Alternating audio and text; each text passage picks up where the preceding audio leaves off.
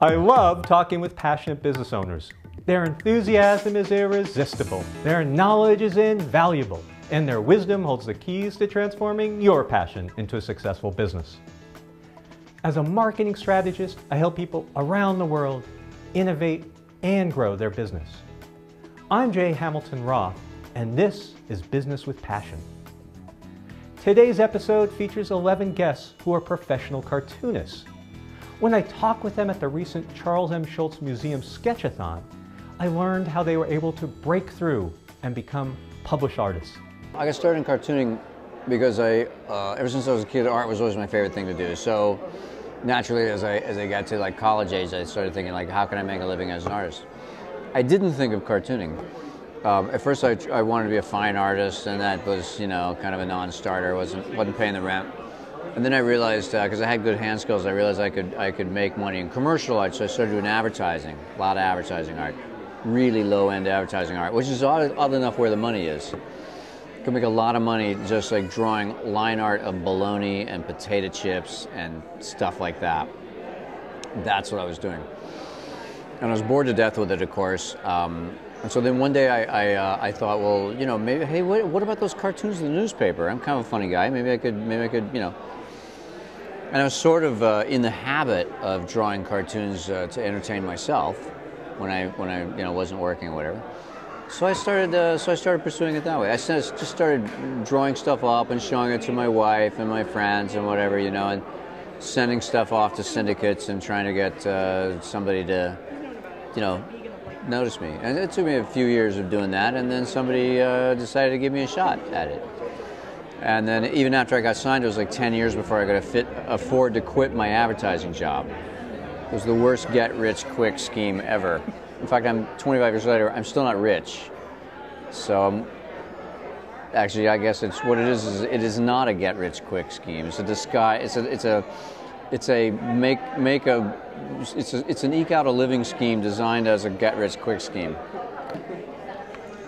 Bizarro runs in about 300 newspapers worldwide. Most of them are just like your regular newspapers, United States and Canada. But there are some quirky, weird markets like Saigon, Vietnam. My humor style actually is, it's about unusual or surreal things happening to real people. That's more or less where I go with it. Which is one reason that my drawing style is relatively realistic. Because if I drew these sort of, you know, like very highly abstracted characters, I think it sort of takes it, it's like it's not as funny, it takes it out of the moment. But at the same time, really strange things do happen to real people every day. And so, oddly enough, even though I never thought of myself as a person who draws cartoons about real life, I get a lot of readers saying, oh, your cartoon reminds me so much of my husband so-and-so, or, you know, my real, or whatever. And I'm always surprised by that, but I guess it's kind of true. The basic formula is, for any creative effort or any artist, is if you do something that makes sense to you in some real way, it makes sense to other people. It's like that's how you, as opposed to aiming at a market or aiming at a philosophy or an idea. You just reflect yourself and it ends up being something that speaks to people. So that's what I try to do. And I've always really liked thinking outside the box and just thinking around corners and questioning traditions, rituals, accepted behavior, accepted mores. I love questioning those things and turning them around and sort of reanalyzing them and reconfiguring them and spinning them back in a different way. And I think that's what people respond to. I think there's a number of people out there who like to do the same thing. So I didn't read comics until I was much older, but maybe like when I was around 20, 21. I went to my first comic book convention, and I just completely fell in love with the medium. Just the fact that you could just talk to any artist, talk to them, get advice, that was like something that was really inspiring to me. And that's kind of how I got into reading comics.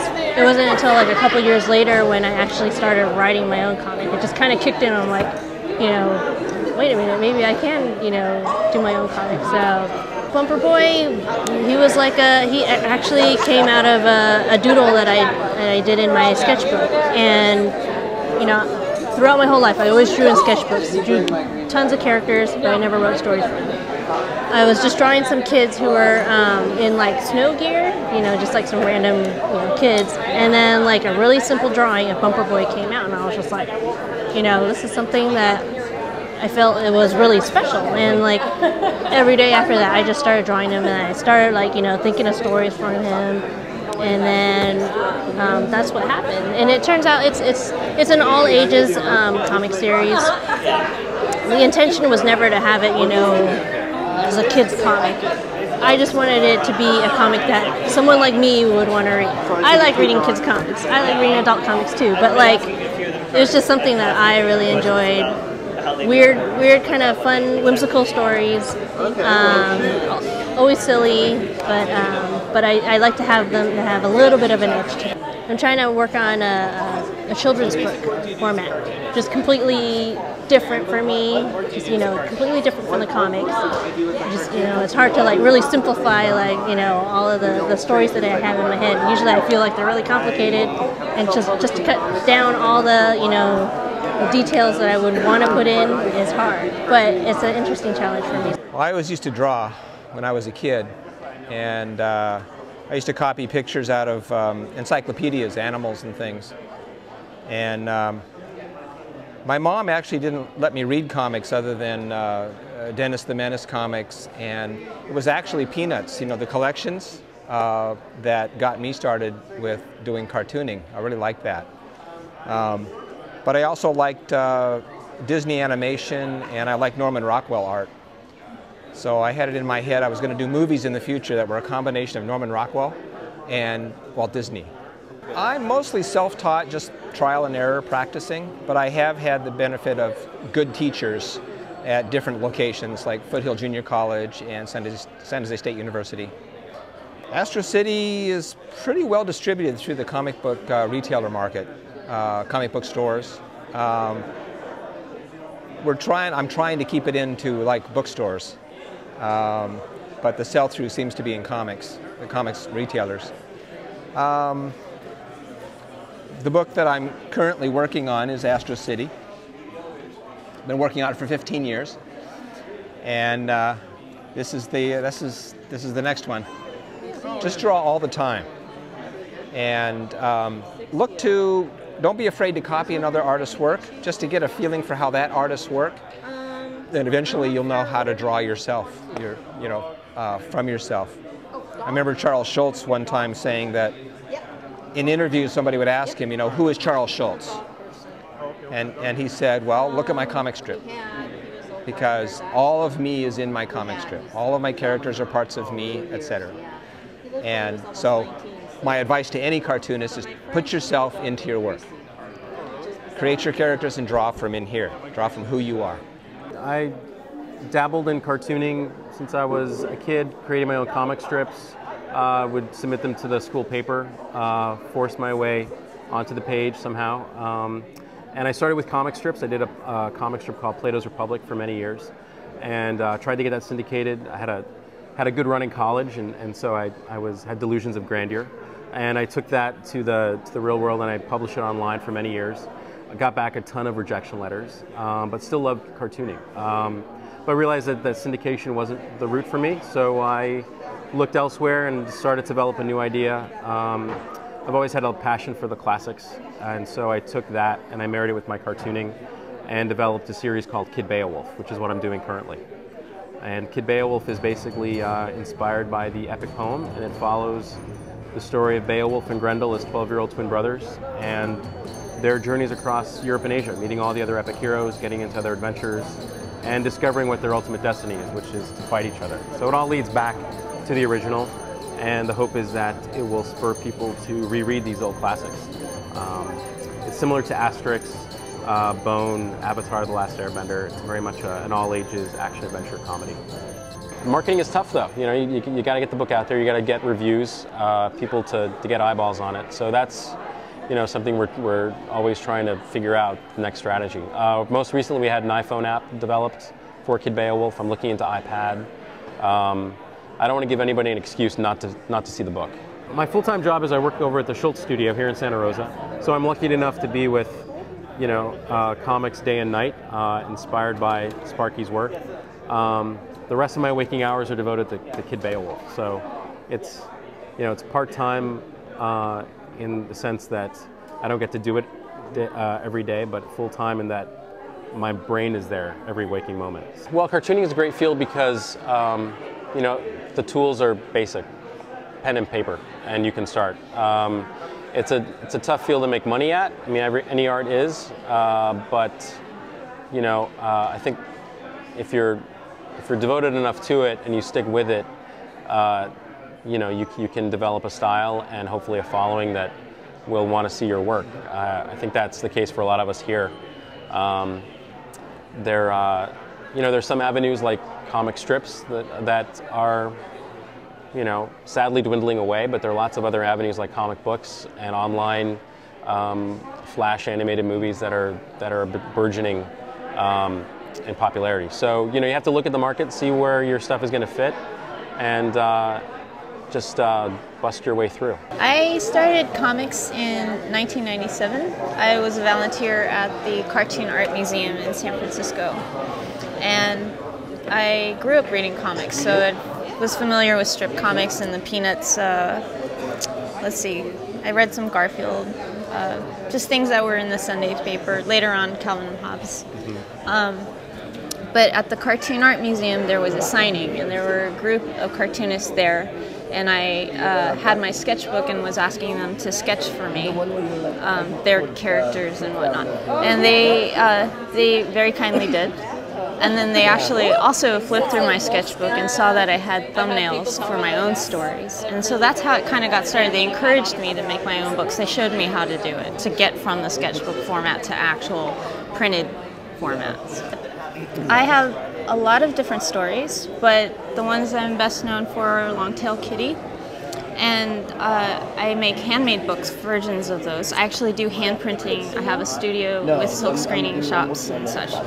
I do have another children's book coming out called Mr. Elephantster, and it's based on a mini comic that I actually did. A mini comic is a comic, but it's small. Like it's the format is small. It's printed maybe 4 by 5, that size. I spend like 3 days a week at the computer and at the desk drawing comics. The computer work is for editing, like formatting and that kind of stuff. The other days I'm actually in a studio oil painting. So those two media, you know, drawing very clean comics and painting very messily don't go together, so I have 2 separate spaces. While money is important, I think passion is more important. And so I think artistic vision, you should stay true to that. If you are an artist or cartoonist or storyteller or writer, any kind of creator of any sort, don't be afraid of collaborations. If you want to if you want to diversify your platform, it's okay to work with other people and share that vision. Be prepared for some differences in opinion, but be willing to voice your own very clearly. I tried in my late teens, early 20s, I tried very hard to become a professional cartoonist, and like many people in many creative fields, I failed. I had to find other ways to make a living, other things I was good at, but I kept drawing, kept my skills up, did some freelance work, and in my mid-40s, I had an opportunity to try again.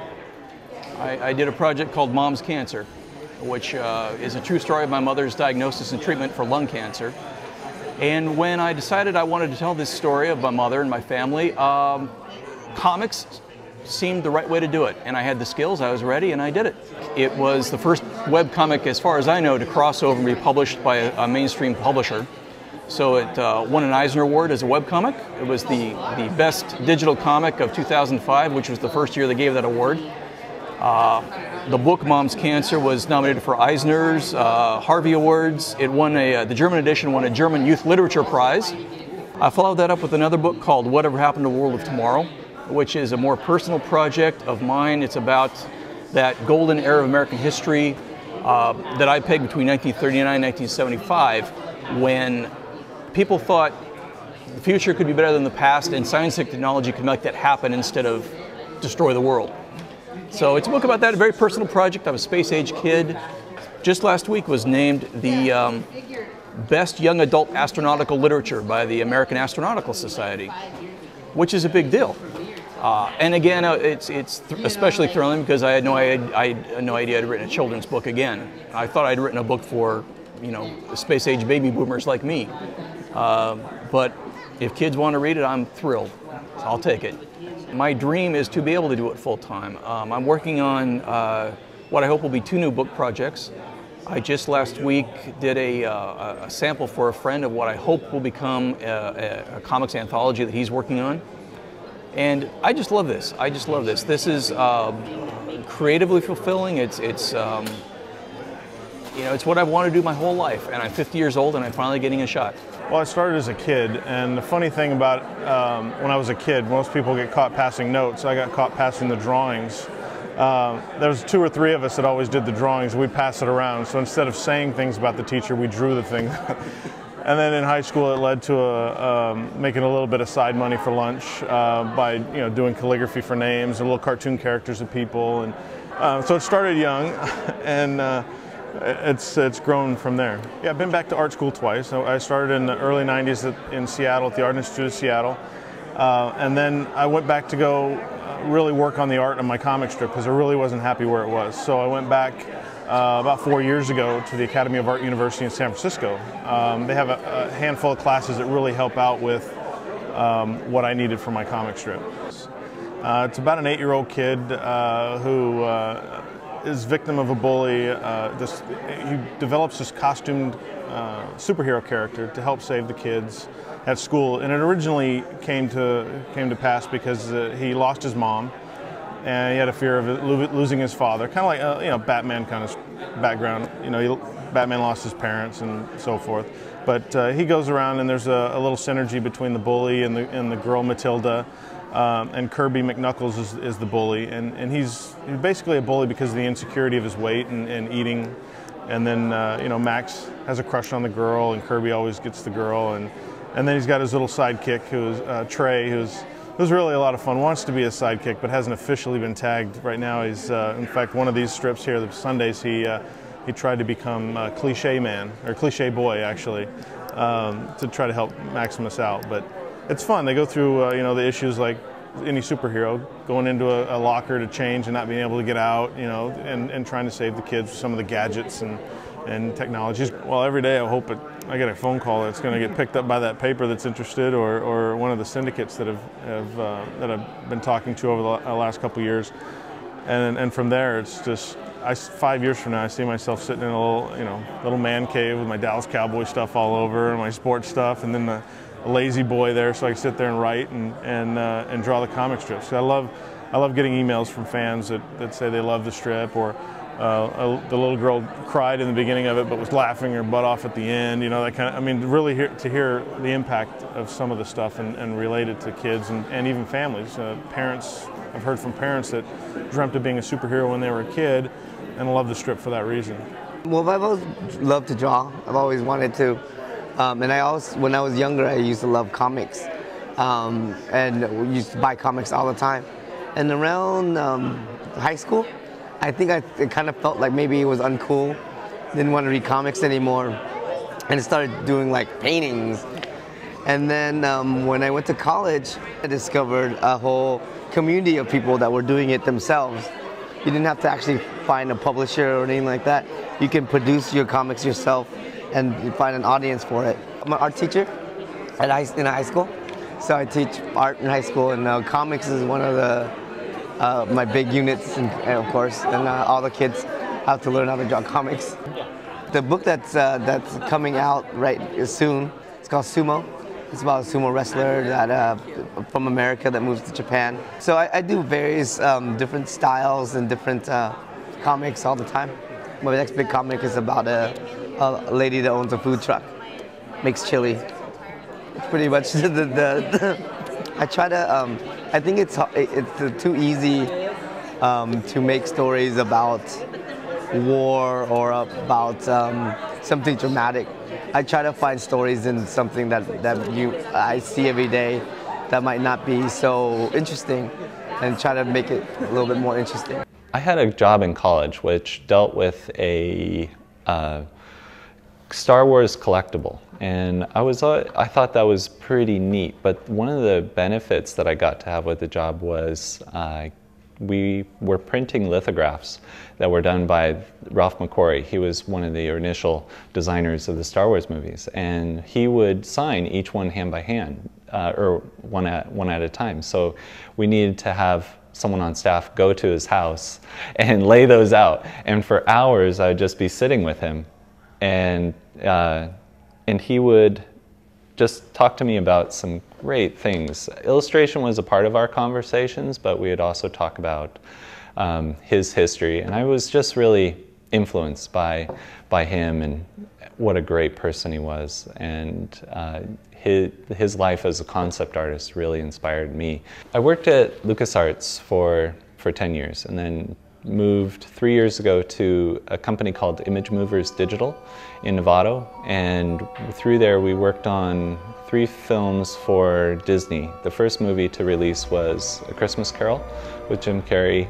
We're currently finishing up Mars Needs Moms, and we're beginning the design of Yellow Submarine.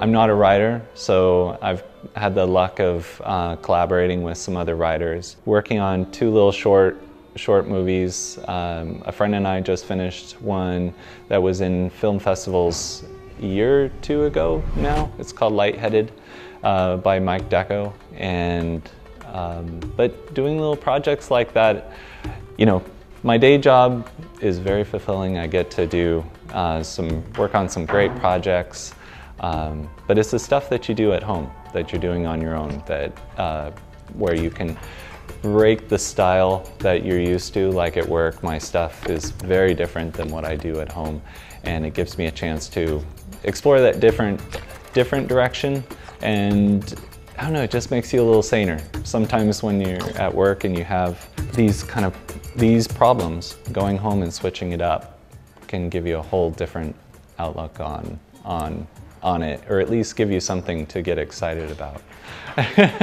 In high school, I drew a comic strip for the youth section of the Cleveland Plain Dealer. I grew up in Ohio. And then when I went off to college, I did a strip for the college newspaper. And I enjoyed it so much that, you know, as I was getting ready to graduate college, I was looking around for ways I could continue drawing comic strips. And around that time, some friends introduced me to online comics. And that was when the first web comics were kind of starting up, and people were first starting to put comics and art on the internet, and it was something I hadn't seen before, and I was really excited by it, and I thought, you know, I could do this. So, you know, a couple of months after I graduated, I moved out to San Francisco for a job, and I launched my first website. I did an online comic strip called Narbonic. It was a daily comic, and it ran for 6 years. And once that was over, I started a new one. I actually took a year sabbatical, and then I came back and I'm doing a strip called Skin Horse right now. I've done a variety of other comics as well, weekly comics, like longer form graphic novel type projects, but the daily comic strip is my favorite format. It's a lot of fun. I like, it's a lot of work, but I like doing long serial stories in a daily comic strip form. So, because I was a big fan of like comic strips like Thimble Theater, the comic strip that Popeye came from, Alley Oop, lots of like sort of humorous adventure comics, and there's not a lot of comic strips like that anymore. So the thing is that like on the internet, it's really easy to have like your whole archive of comics online. I make a little money. I don't make a lot of money, not as much as many web cartoonists. There are a lot of ways to do it. The most successful for me has been just selling print collections of the strips. So I do print books. This is my first Skin Horse collection. It's the first time I've self-published a book, which is kind of fun. I actually have a day job working as a comic book editor. So all of my work is comics related. So it's obviously my passion. You don't need a lot of formal art training or even training in writing to be a cartoonist. You know, you just need to have something to say and some grasp on how to combine words and images to tell a story. So it's very easy. I can't stress that enough. Making a living from it is hard, but it's a lot of fun. It's very easy to get into and to find out what you like to do. All Over Coffee is something that nobody knows what to call. I've been doing it for over 7 years, and still, I trip up on it, my wife trips up on it, the editors, everybody I encounter, they say it's a kind of a comic strip, not really, it's this. All Over Coffee is about getting back to basics, foundational tools. It's just paper, pen, and ink. And so ink and brush, really. But ink washes is just India ink and water. And I'm working straight to ink on paper so that it's this immediate process. I'm out on site, I'm looking, I'm observing, and I'm recording. And it's the idea is to take the immediacy of sketchbook work, but with the finality of finished work. And I think that's a very difficult thing to cross over, because when you're in the field, you have to let go of wanting it to be quote unquote right. And then when you're in the studio, you have the pencil and the eraser. And I can't stand the pencil and eraser thing, because I have a little perfectionist bone in me that if I can keep redrawing it, I will. And in fact, I will never ever be happy with it. In fact, the first one was probably the best one. So progressively, they're just getting worse, which means I'm being progressively more frustrated. The biggest problem that I see with people who want to learn is they make a few marks and then the judgment kicks in. And the highly critical comes up, I suck at this, I'm terrible, I'm never gonna get any better. And it's true, you're gonna make terrible drawings when you start. Everybody does. You know, even the people who make it look easy are people who spent the years getting over it being hard. One thing that people don't know necessarily about me is that I started a cartoon series last year called Small Potatoes. And that is a very gestural, it's a comic strip. After working in All Over Coffee for so many years of doing these very representational from life drawings, I wanted to get back to action and narrative and beats and how, you know, what happens from one panel to the next, and where you basically ignore the drawings, you pay attention to their style, but you really are engaged in the little story that's happening. And so that has been a nice balance for me to switch from one to the other, because I can tell these wacky little stories in a totally different voice and create characters and have them be really fun, and then I can go back to these really quiet, patient things. And I think that that's also, I was talking about the second book, is I'm able to mix these things around because I've hit a plateau with that. I've also hit a plateau of being able to work, and I feel like I can step away from coffee and go and start to develop this other thing. And so Small Potatoes has been my next development. And like for the first year, they changed dramatically every week. Like every time I made one, I learned something. And it's just amazing to look back. And after a while, it would get a little maddening, because it's like, I kind of want them all to look the same now. And I hit these sort of periods where, okay, I figured that out and I can employ that. But it's just amazing to always be learning and to be excited to like, okay, I feel good on this, now I'm gonna learn something else and just develop a new series. I see the key strategic insights of the Cartoonist success as, first, none of my guests formally trained to become cartoonists. They all developed their skills through experimentation, classwork, and mentorships. Next, many of the cartoonists have collaborated to expand their repertoire. And lastly, while none of the cartoonists see themselves getting rich, their success comes from sharing their art with their ever-increasing fan base. Today's guests showcase a wide range of ways to make money cartooning. In strips, for graphic novels, in movies, single panels, or webcomics. Successful cartooning requires a mixture of luck, skill, and marketing savvy. I hope that this episode has given you many good ideas for increasing your business with passion.